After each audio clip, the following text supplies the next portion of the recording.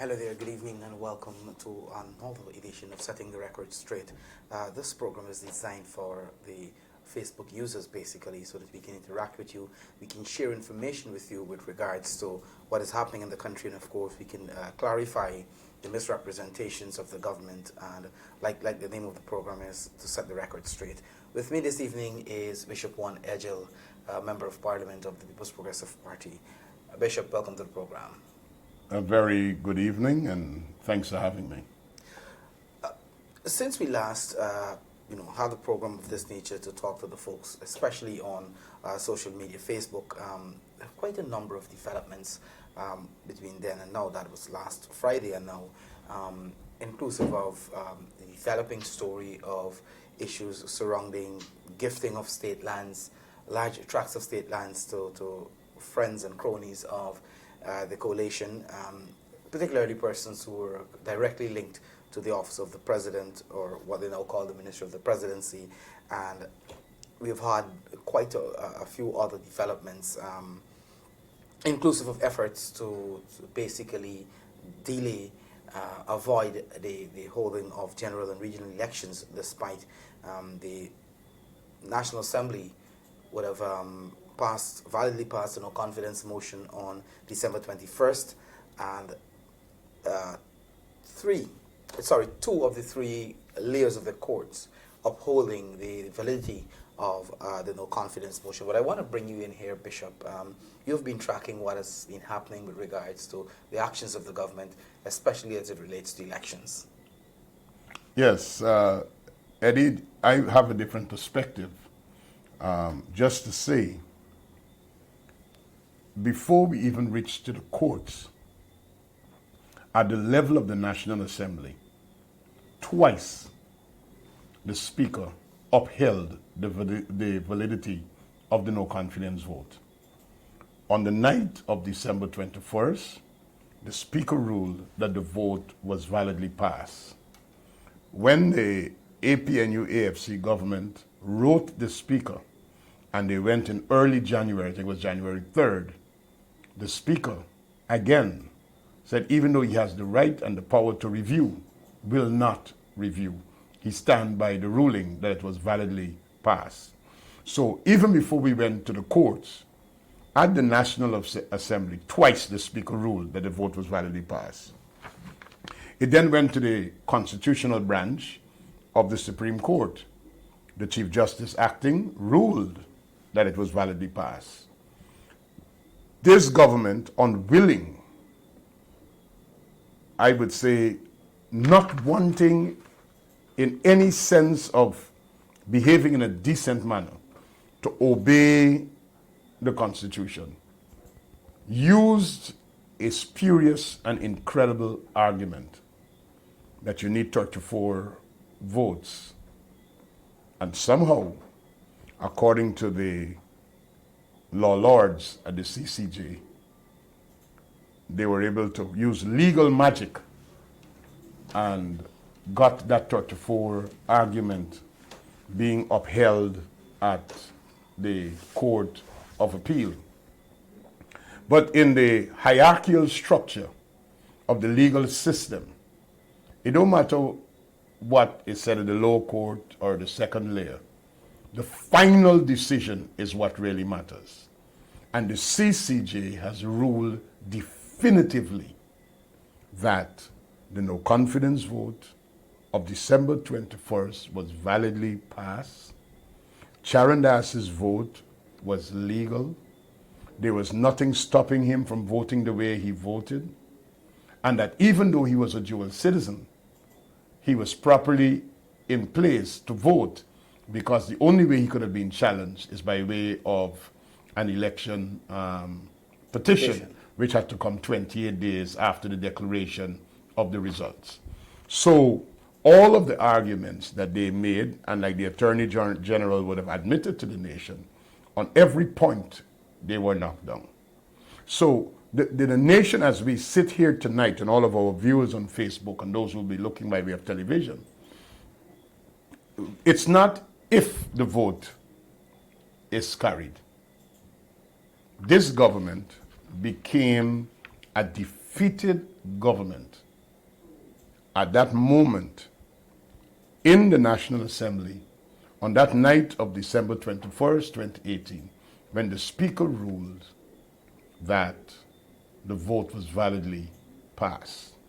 What is interesting to see, and I had cause not so long ago to write about this, and it was widely published in the media, that they have used this argument of 34 as the majority to buy themselves almost 6 months of time. So here we have a government 6 months after the passage of a no confidence vote, holding on to power and not willing to give up, using an argument that a second standard child in Guyana, a slow learner in second standard, or I think they call it primary 2 now, or I'm not too sure how they have that. My age is different to what used to be. Will know that 33 is the majority of 65. So we had the June 18th rulings. We were given 1 week to see if we could arrive at consensus by way of sharing proposed orders, consequential orders that the court should make. On the 24th of June, both lawyers for the government and the leader of the opposition reported to the court that no agreement or consensus was achieved. The court has since asked that written submissions be made by July 1st, which I think was yesterday, and that the court will rule on July 12th, giving the consequential orders. I'm surprised that yesterday submissions ought to have been made, and we woke up today to the Prime Minister of Guyana, who stood resigned on December 21st, who is a lawyer and who's supposed to understand the law more than the ordinary man, is trying to set the stage for the continual holding on to power by saying even the consequential orders that will be issued by the CCJ, they're not coercive, but they're advisory. What he's basically saying to us is that no matter what the CCJ says on the 12th when they put out their consequential orders, that is just an advice. The bravado, bullyism steps in. When we are ready to name a GCOM chairman, we will name a chairman. When we are ready to name a date for elections, we will name a date of elections, no matter what the CCJ says. That is what Moses Nagamutu is saying by way of his statements, totally ignoring Articles 106.6 and 106.7. Just this afternoon, some friends were discussing this matter, and there was a discussion as it relates to the government and the president remaining in office until the new president is sworn in. I'm just a legislator, but I think I have read enough to have a good understanding of what the Constitution says. The Constitution says in Articles 106.6, once there's a successful passage of a no confidence motion, the vote is successful, the president and the cabinet shall resign. My understanding of the word shall is a word of compulsory performance. It's not may, it shall. So, once a vote of no confidence is passed,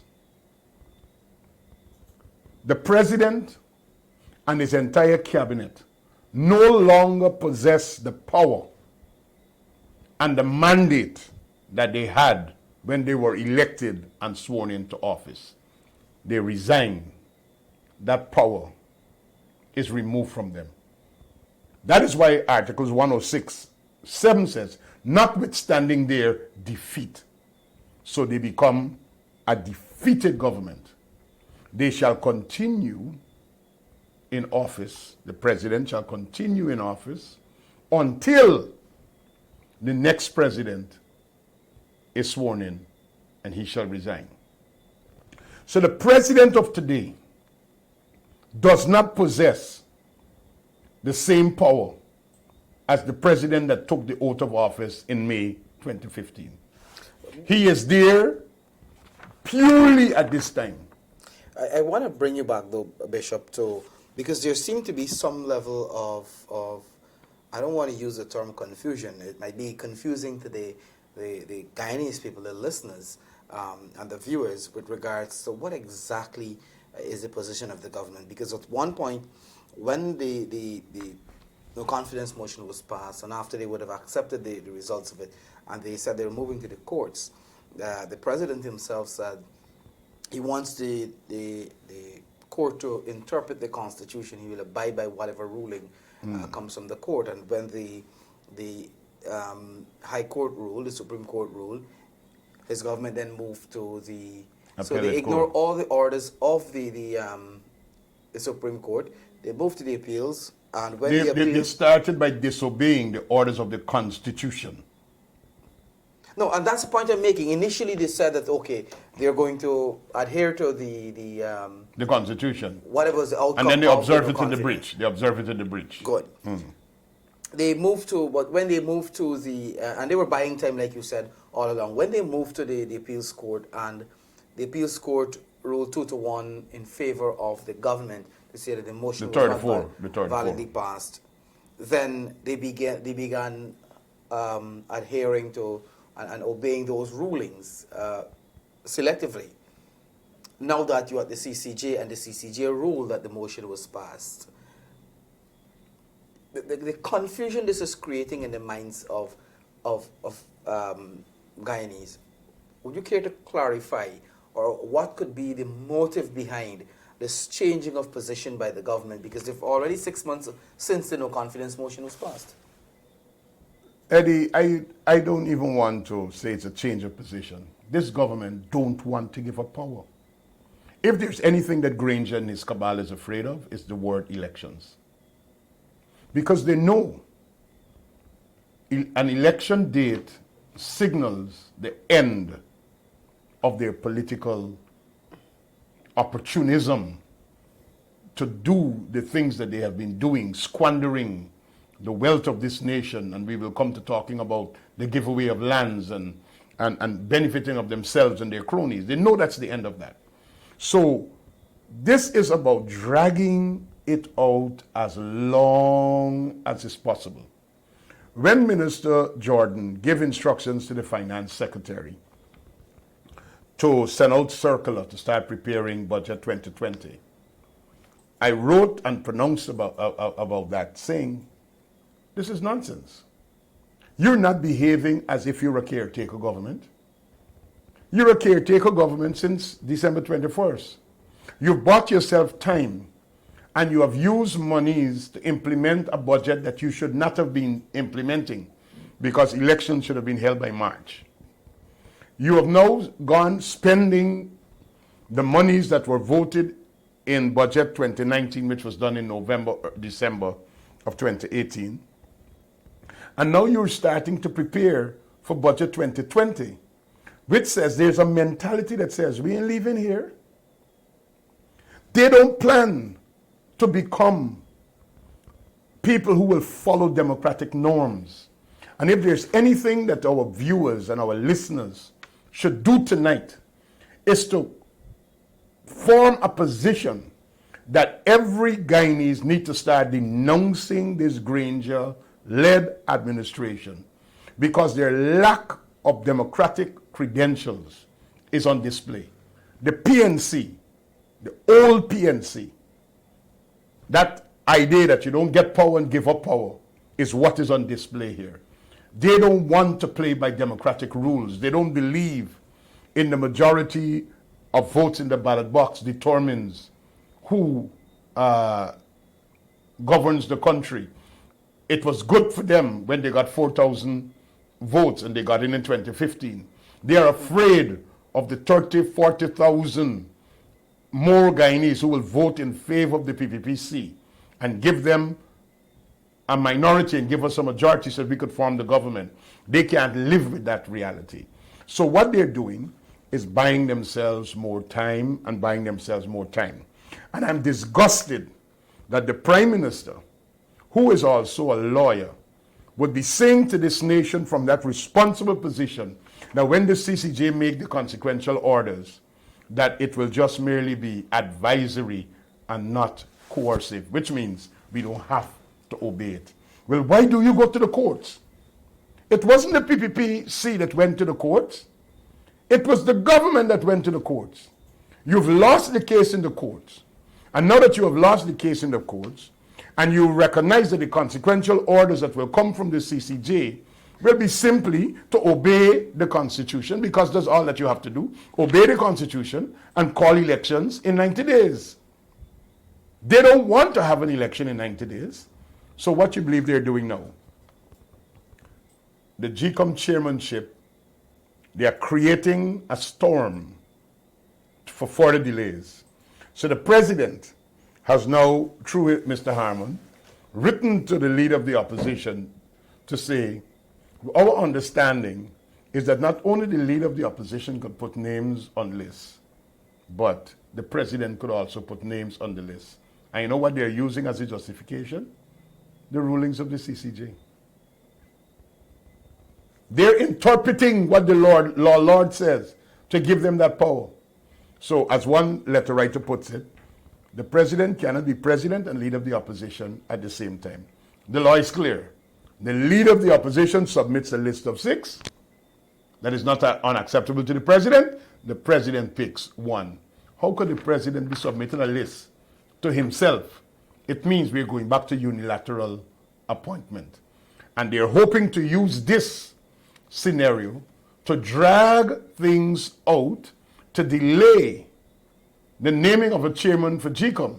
Because even if the court says elections in 90 days and you don't have a chairman for GCOM, they're going to buy themselves some more time. But based on my understanding, and I think this came out during the CCJ when the court ruled, that it is not compulsory for there to be a chairman of GCOM, or there is the possibility of a temporary chairman being named for the purpose of the elections. Even if there's a temporary chairman, the process of naming the chairman is still the same.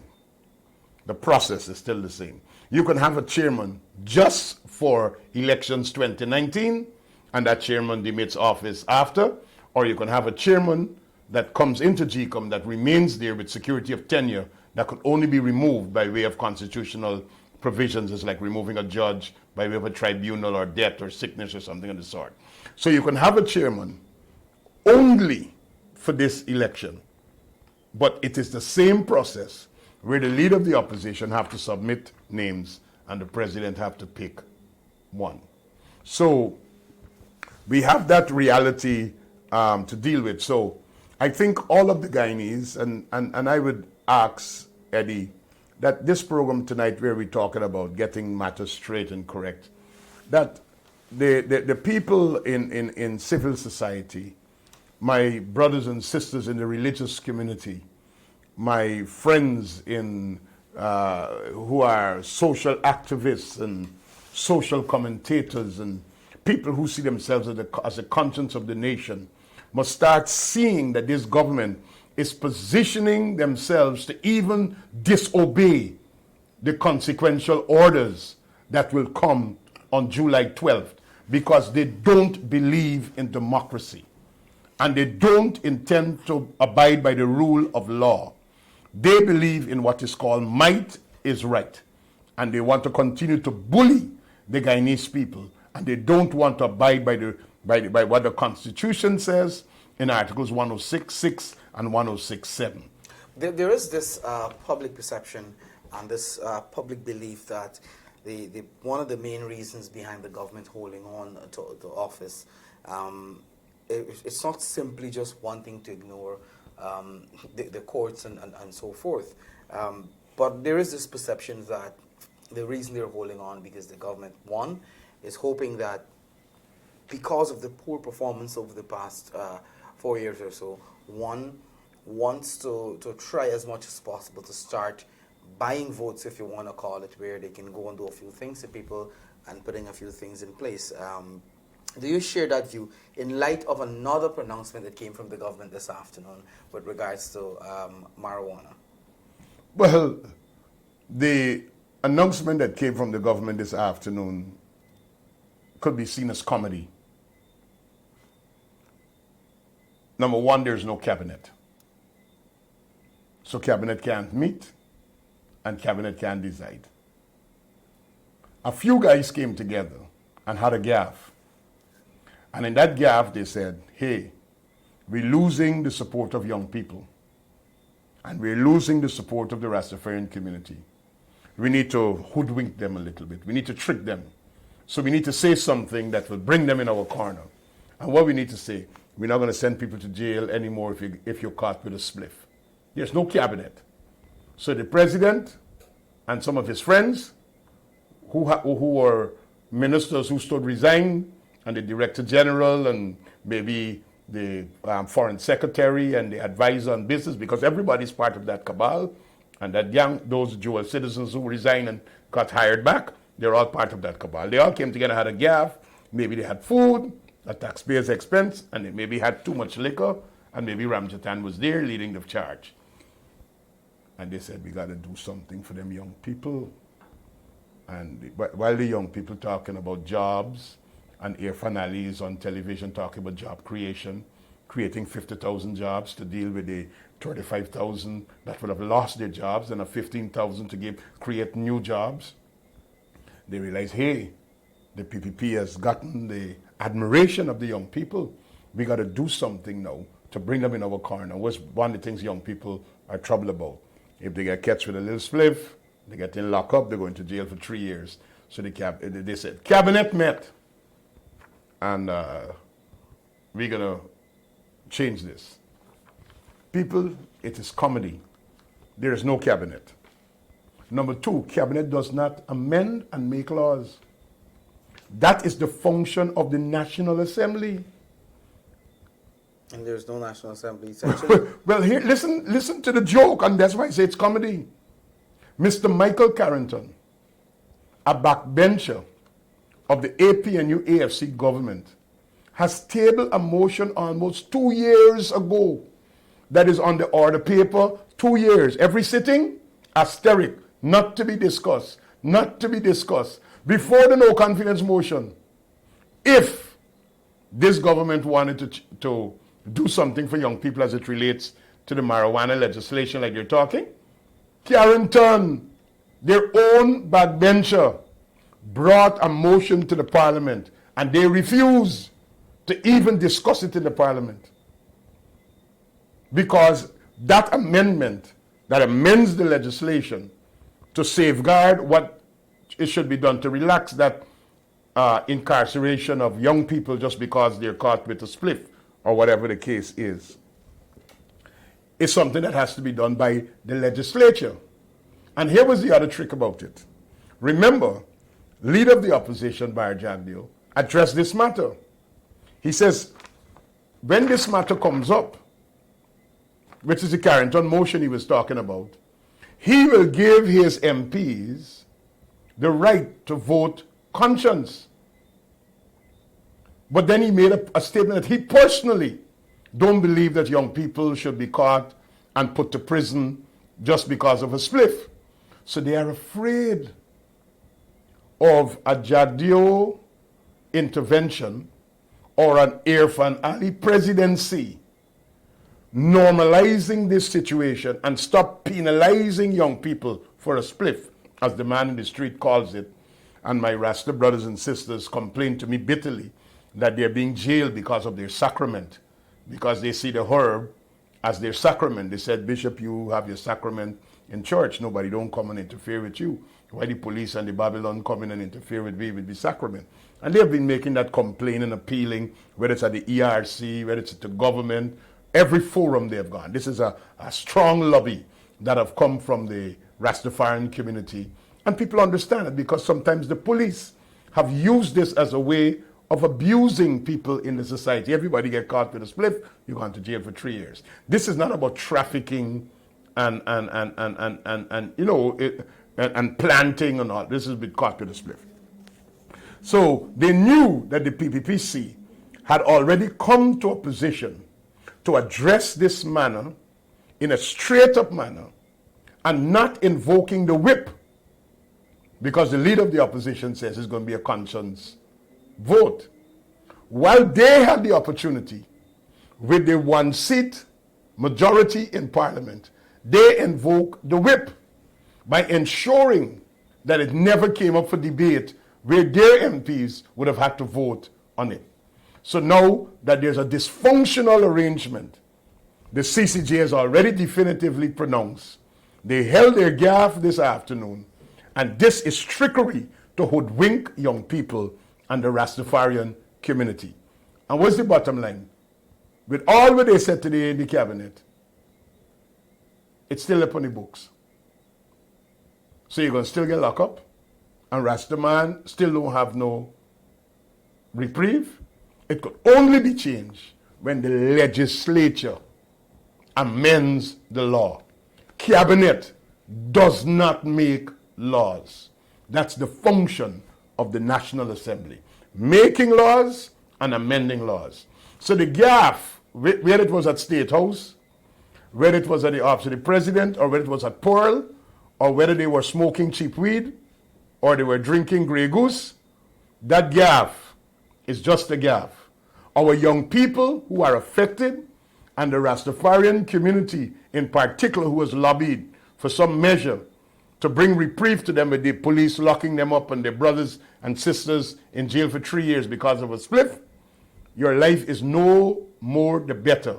And this is what they call an attempt to upstage the opposition on really dealing with the welfare and the felt needs of the people. And one of the reasons why the leader of the opposition would have addressed this matter at his press conference and so on is because when you go out in the streets and you talk to people, their felt needs, this is something that they have said repeatedly that we should address. So this is just another gaffe. It's just another what you call buying votes. I like your term. They were buying time with the 34 majority argument, and they're buying time with this GCOM chairmanship. Granger could put name on the list, and now they're hoping to buy votes from young people and the Rastafarians by saying we can do this. But it is an act of the legislature. And by the way, there is no goodwill on the part of this government. Their manifesto said that they was going to address this matter. The manifesto said a lot of things. But so I'm trying to tell you, they didn't keep their promise. So Carrington, who obviously is connected to a community of people who have been lobbying him to get this thing moving in the parliament, because the government ministers are not bringing it, a government backbencher says we need to get this on the agenda of parliament and deal with it, because the manifesto says that. Amna Ali and Moses Nagamutu and the Attorney General, Basil Williams, all of them ensured that it never came up for debate and a vote. And now that they're not able to deal with it in Parliament, you said that the Cabinet make a decision to fool young people. Young people are brighter than that. But this matter was addressed, if I can recall clearly, this matter was addressed because there was a CARICOM independent commission that prepared a report with this issue. And I can recall clearly, I think... recommendations were made. And the Attorney General said that it's not something that the government will be looking at this point in time. But I want to move you over, Bishop, to another major issue, that there's a public outcry currently with regards to what has been happening with state lands. Thousands of acres being handed to the persons very close to the government, more so that are employed in the president's office, including persons who were charged with the responsibility of quote unquote recovering state lands and state property, being handed hundreds and thousands of acres of land. Let us talk a little about that. Well, Eddie, I'm happy that you asked. Last Thursday, when the leader of the opposition went to his press conference, this matter, which is now taking all kinds of twists and turns, was dealt with to make a specific point, which I will want to remind the Guyanese people of. We were exposing corruption in various ministries. We spoke about corruption in the Ministry of Health, the drug ban, the sourcing of drugs through Anson McCall, the 605 million. We spoke about corruption in the Ministry of Public Infrastructure, the feasibility study for the Demerara Harbour Bridge, the Durban Park fiasco. We spoke about corruption in the Ministry of Natural Resources. We spoke about corruption in the Ministry of Public Telecommunications, where the minister, who's also the owner of a company in her own ministry, offered contracts to the ministry which she presides over. We spoke about corruption as it relates to the deposit of monies into a minister bank account. Then we went to the corruption as it relates to deposit of money into the children of a minister bank account. And all the things that we were talking about, the president seems to behave like the opposition is only making propaganda and everything is above board and everything is fine. It's just Jack Dio and his boys and they're talking nonsense. Last week, Thursday, was about the president. The corruption in the ministry of the president.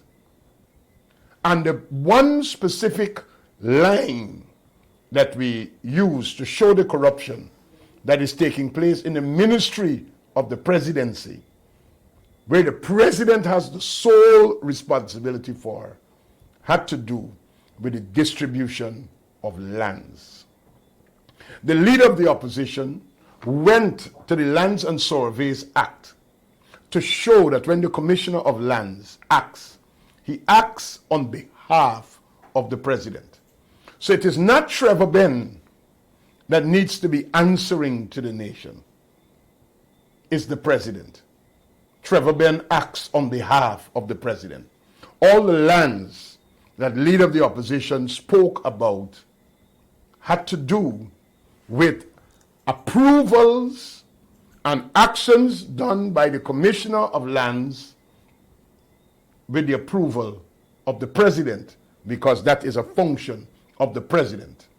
And then all of the people that were highlighted to make the case that corruption is happening under the Granger presidency, in the ministry where he presides over as the president, the Ministry of the Presidency.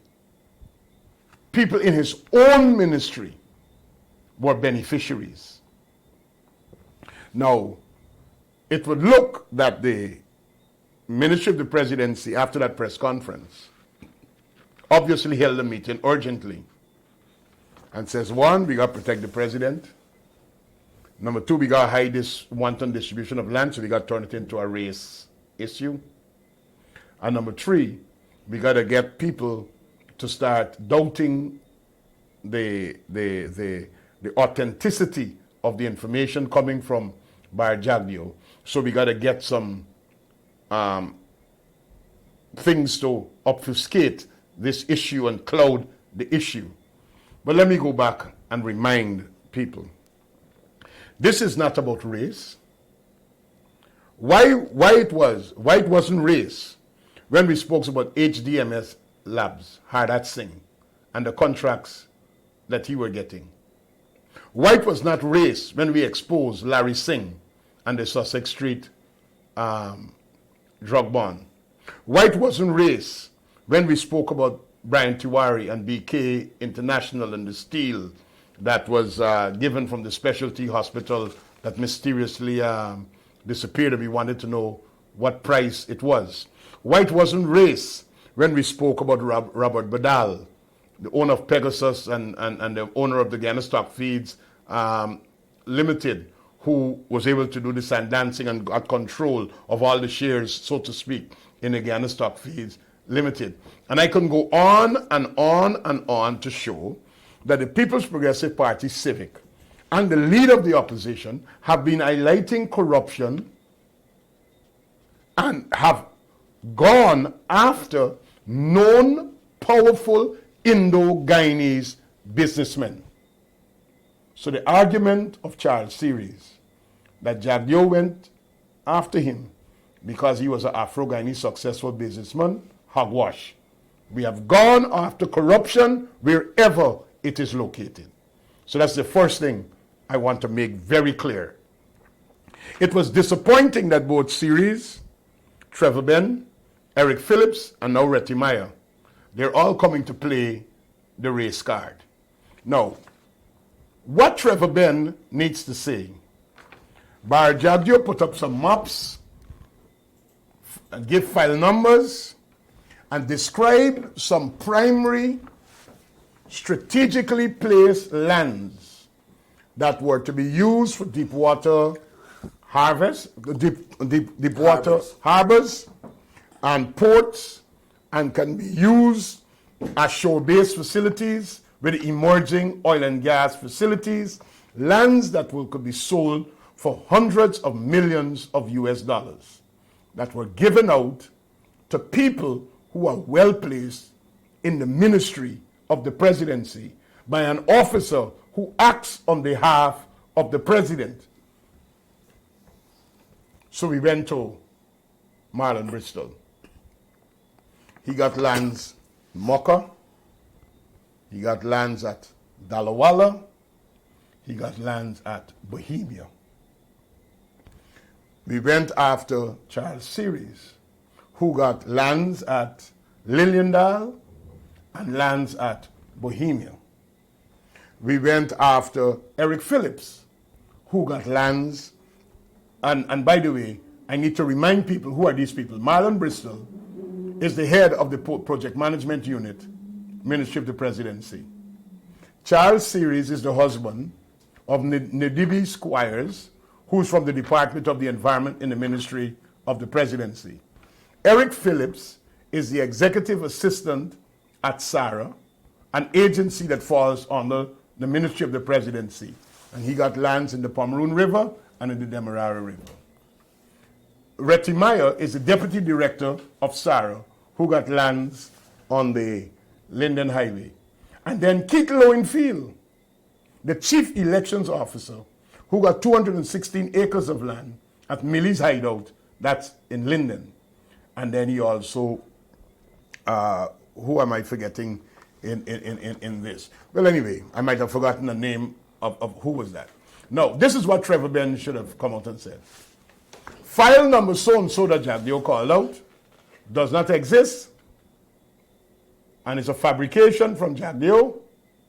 Those maps that he had on the wall, Jagdeo draw them, and he write in Charles Series' name and circle the plot of land and said it's a Charles Series in Bohemia, or he put in Marlon Bristol's name, or Serato Phillips, the whole Demerara waterfront. I was forgetting that one.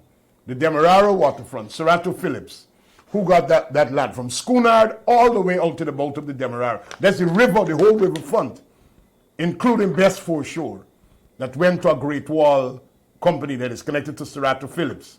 Serato Phillips is a director with Mr. Hopkinson, who was given a license to export gold by Minister of Natural Resources that was reported in the National Assembly. And it is our understanding that a Director General of the Ministry of the Presidency lives in a house that is owned by Mr. Hopkinson. That's all we said. Right? Now, everything that the leader of the opposition said, if it was a lie, Trevor Ben needed to say there was no lands that were given out to Serato Phillips and the Great Wall Company. That's a lie. Jagdeo lied. There was no lands that were given out to Bohemia, to Marlon Bristol and Charles Series. There was no lands that were given out to Lowenfield, or there was no lands that were given out to Marlon Bristol in the Demerara Wave, Dalawala, which is for Deepwater Harbor up in the Linden area. But he came with 2 court orders because it's a scheme of get people to say that Jack Joe's information is not authentic. He came with 2 court orders and said, look, sometime in 1980 something, the court says you must restore this land to Ivor Allen and his sister, and that's what we did. Okay, the court says you should restore lands to Ivor Allen and his sister, and you did that to the Pomeroon. Let's come back to the waterfront lands that can be sold for hundreds of millions of US dollars, which you give to people after December 24th passage of the no confidence vote. A government that is a caretaker government that is about to leave office is gifting to members of its hierarchy. Don't make this about race, because you haven't given black people land. So we're not accusing you of giving black people land. That's not our accusation. Because Afro-Guyanese want land and they're not getting land, they want house lots. The people in Linden want to know why so many of them are on file, and you will give Lowenfield 216 acres. You know how many people could get house lots on 216 acres? The Afro-Guyanese who live in Linden want to know why 600 of them didn't get house lots on that same land that Lowenfield got 216 acres. So this is not about we are upset that you give black people land. I'm sitting here tonight, Edward Lane, and I'm saying I want to see all Guyanese get land. House lots, lands for farming, lands for forestry, whether you're Indian, Amerindian, or Afro-Guyanese. Everybody should get land. So don't let's switch this into a race narrative. But it is the positioning of these people and their connections in the ministry of the presidency, or what we used to call the office of the president. And the information must be known. This is not they give black people. It's themselves and people closely connected to them. And the accusation is that this giveaway of lands is with a particular purpose in mind to make huge profits from the oil and gas sector. And the president is presiding over that ministry that did that, and it was given to his men who account to him. And up until now, you haven't heard from the president. But he put Trevor Ben with a little half-baked explanation and couple race mongers who are trying to switch this into a race issue. This is not a race issue. The PPPC and Barajagdio is on record of going after corruption wherever it is located, even if it is Indo-Guyanese. And as a matter of fact, I've named someone, I can go on, where we have gone after corruption, where prominent Indo-Guyanese businesses were concerned. But I heard your argument there, and the fact that, all of this doesn't seem to be a case where it's, the argument of one particular race not being given opportunities under the previous government, and now under this government they're trying to create opportunities for them. Because if that's the argument that is being used, then you have to look at what happened in West Berbice, where we give our administration, Donald Ramotar as president, give land to I think 40 families in Seafield, Afro-Guyanese families. Granger revoked the leases of those lands. Anil Nangalal from the PPPC had to carry him to court to give back the Afro-Guyanese farmers of Seafield, West Berbice, their lands.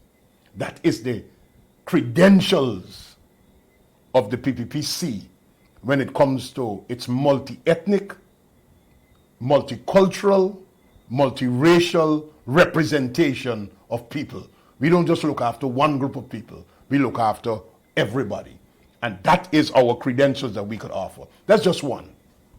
But you've been hearing the argument that their efforts by the government, commentators, sympathizers with the government, basically saying, you're trying to remove the president from all of this. I know you mentioned that it's under his ministry. He is responsible. The Lands and Survey access the president. He cannot come to the nation and say Trevor Ben did it and I did not know. That is why he hasn't spoken. He cannot come and say Trevor Ben gave this man land and I did not know. It therefore means Trevor Ben should be fired or jailed. Now, one other point I want to make, and I didn't get to develop it.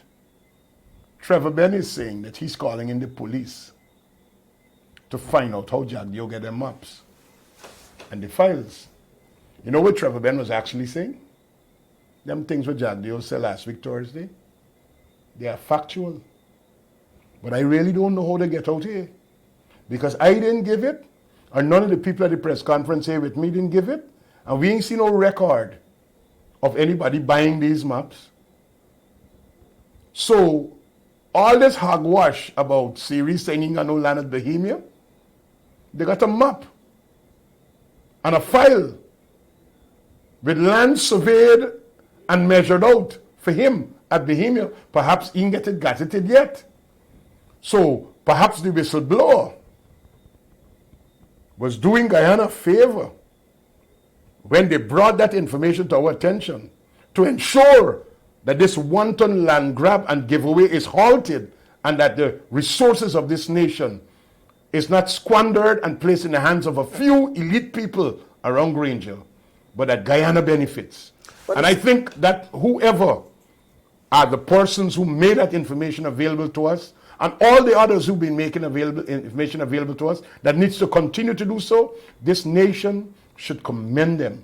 Not got a commission of lands trying to threaten them and he calling in the police. The only reason why he's calling the police is because, you know, the thing's authentic. You don't call in the police if there was not something that was accurate and true. If it was Jagdio who draw the maps, you have to call in the police. But Trevor Ben know that information on the wall and the calling of the file numbers are actual maps and files with surveys already done, because he was presiding to ensure that certain surveyors don't get involved in these transactions. There were some special surveyors who had those assignments, and there were other surveyors who were locked out, who couldn't get involved in those assignments. Quickly before I think we have just a few minutes more, I want to ask you, because this is one of the arguments too you see coming from supporters of the government, sympathizers of the government, the argument that the PPP, while in power, would have given lands, large tracts of lands, to persons, not necessarily very close to the PPP, but would have given out large tracts of lands. And that there has been the counter-argument coming up that the lands, which the PPP is not denying that these lands were given out, but when you look at these lands, you can see investment that are creating opportunities, jobs, and make a contribution to the economy. Well, there are two ways I could answer that, Edward. Before I got involved with the PPP in government, you would recall that I sat as chairman of the Ethnic Relations Commission. One of the things we did under my chairmanship was to investigate land distribution in Guyana for forestry, for mining, for agriculture, and for house lots. Ejil did not do the research. We hired a researcher who was Afro-Guyanese, who did the research and brought it, and the reports are in the National Assembly, they're public documents.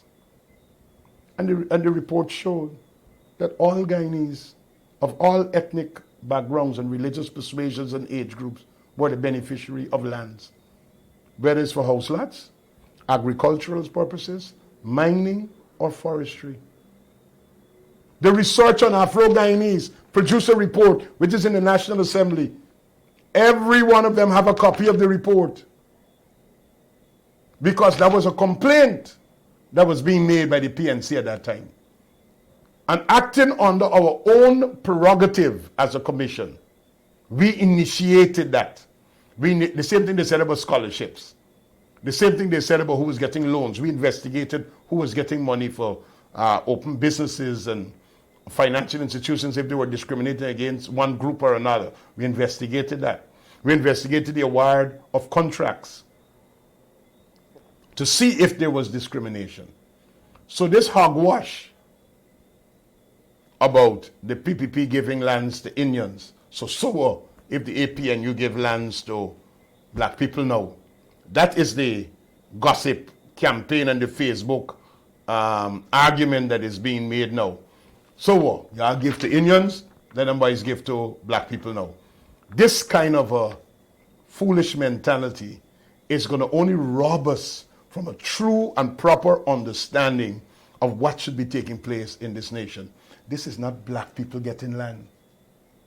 This is the friends and well-placed people in the ministry of the presidency who were able to hug up together, work out deals to get special strategic tracts of land in waterfront locations that in the next couple of months or years, they could be sold for hundreds of millions of US dollars because the oil companies and other subsidiaries that are coming here need those lands for shore-based facilities.